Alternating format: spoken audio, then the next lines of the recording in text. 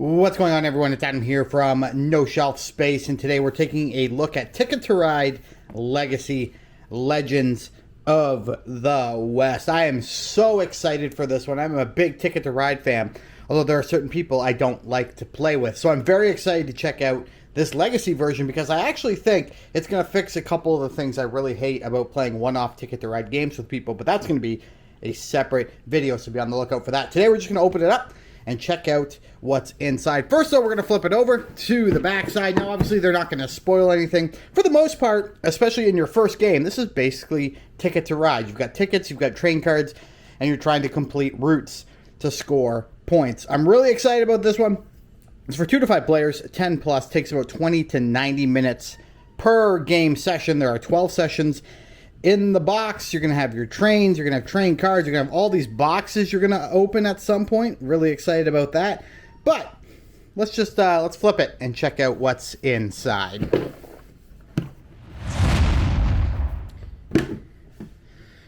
All right, once you pop off the lid of the box, it's going to give you some instructions here, and it's important that you do read this stuff. It's going to tell you about removing the tray with the tiles right here. It's going to tell you about not opening up the story deck, sorting the various cards, not opening these boxes, this box. You put the coins in there. You've got your trains down here and your player boxes. I have already done some of this work. So here we go. Here's the rule book. And as you can see, they're going to be adding stuff as the game goes on. So here's just the basic, campaign experience stuff. But then look, these are all empty rule spots where you're going to be putting stickers in the future. And you can see there's quite a bit of them right here. Look at all these rules we're going to be filling in. So it's not really this is not really one of those things where I'm telling you there's 13 pages of rules, because really for your first game there's not. There's 13 pages, but there's not a lot of rules that you have to remember for your first game. So nothing too crazy there, but you will be adding rules to the game as you go. Okay, so here are the starting tiles for Ticket to Ride Legacy. And as you can see here, it says, do not look at the frontier boards below until instructed. So there is stuff down there, but we will not look at it. Now, mind you, I don't think it's any secret to what that stuff is, only because once I put this board together, which I've never done, this is the first time I'm putting the board together, but this is obviously going up in the top corner here. This is going to click here. And then we'll talk about the board really quickly before we do anything else. I think this is going to go... Where is this going to go? I'm already lost, guys. There we go. That's going to go right there. We've got this big board, which is going to easily go right there. And we have this right up there. So this is your starting board. And as you can tell, there are pieces around here and down here where you're obviously going to be adding more to this board. But this is where everything begins. Now, a few things to note. Sorry, a couple things different from regular Ticket to Ride.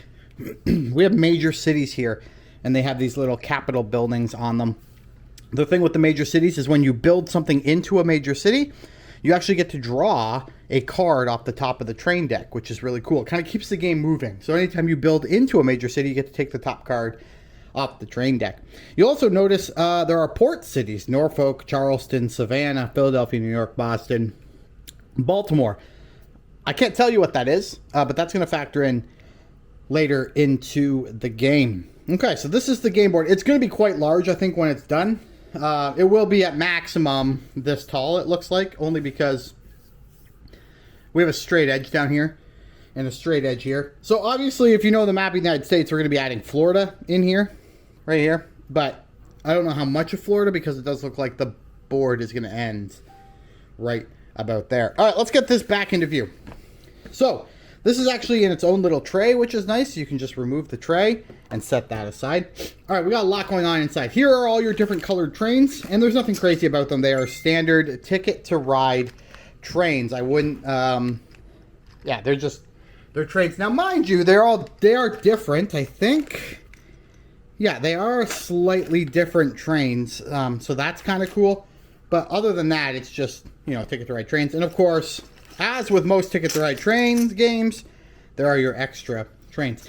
It tells you not to open these boxes here. We have Florida, Open Range, Badlands, Haunted West, Great Plains, Sierra Madre, Cascadia, California. We're going to have a cat on screen because that's a new thing we have going. Oh, you can see the shadow. but you can't see the cat because he won't step on things. And then here we go down here. These are the player boxes. These are actually really interesting. I'm just going to show you one. On one side, they have like a box that opens and you'll store stuff inside there. But on the other side, they actually have this little slit. And what you'll do is you'll be putting banknotes in there. And I don't know where the banknotes are. They're somewhere in this box, but you're going to be putting banknotes in there at the end of every game.